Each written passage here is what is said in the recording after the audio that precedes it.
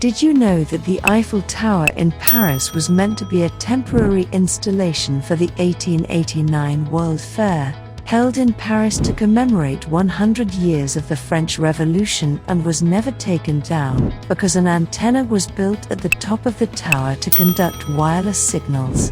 Today, the Eiffel Tower is still used to send out radio and TV broadcasts around the world.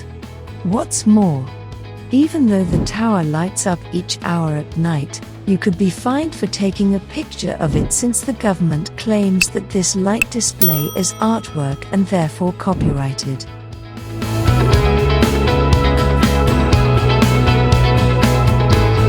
Want more mind-blowing facts about the world's best attractions?